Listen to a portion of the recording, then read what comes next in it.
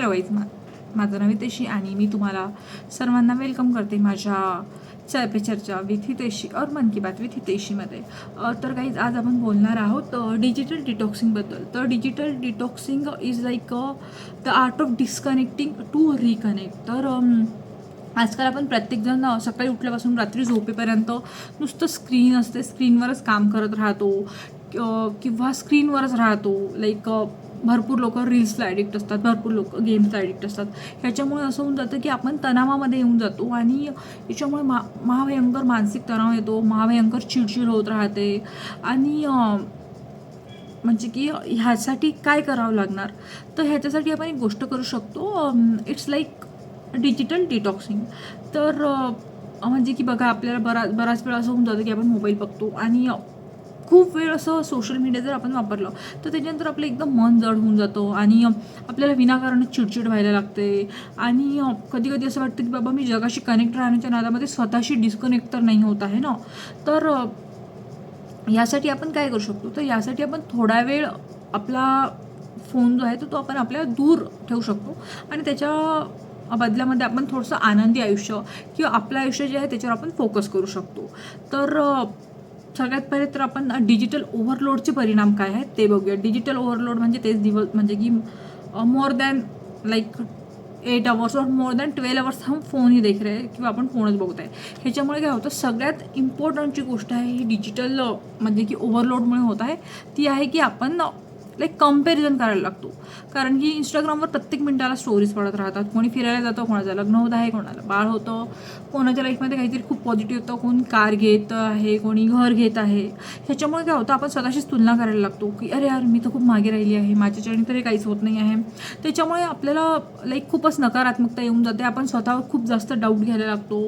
त्याच्यानंतर अजून एक मेन जी गोष्ट आहे ते फोकस कमी होणं. कारण की तुम्हाला सर्वांना माहिती आहे, रील जे आहे ह्या 30 सेकंद असतात आणि इतका माणसांचा फोकस कमी झाला आहे की जर तुम्ही मला 3 घंट्याचा एखादा पिक्चर बघ म्हटलं तर मी नाही बघू शकत. पण तुम्ही जर मला 3 घंट्यात 30-30 सेकंदाच्या रील्स बघ म्हटलं तर मी 6 घंटेसुद्धा हे बघू शकते.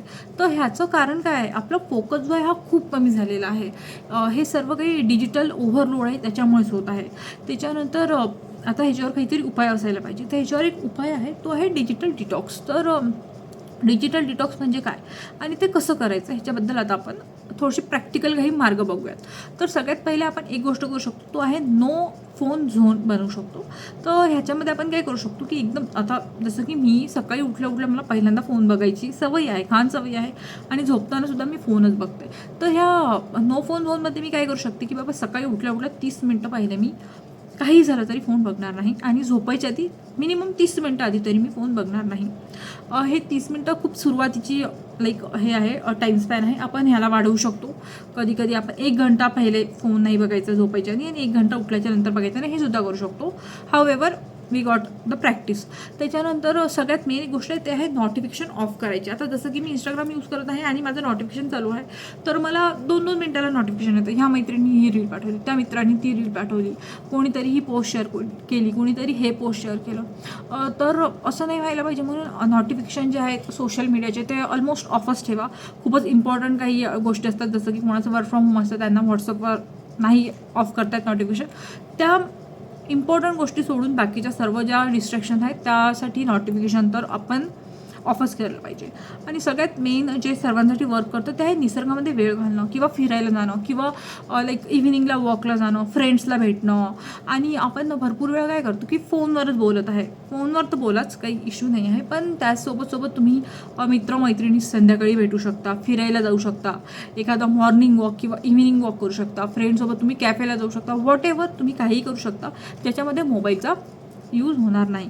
आता ह्याचे फायदे काय आहेत, तर ह्याचे फायदे हे आहे की सगळ्यात पहिले जेव्हा आपण स्क्रीनपासून दूर होतो तर ह्याच्यामध्ये काय होतं, आपलं सगळ्यात मेन एक गोष्ट होते ते डोकं शांत होते. आपण स्वतः तुलना जे आहे कमी करायला लागतो, आपण स्वतः क्रिएटिव्ह बनायला लागतो, रात्रीची आपली झोप जी आहे ती शांत आणि चांगली होत राहते आणि आपण कुटुंब आणि फ्रेंडसोबत वेळ जो आहे तो एकदम क्वालिटी टाईम आपण स्पेंड करू शकतो.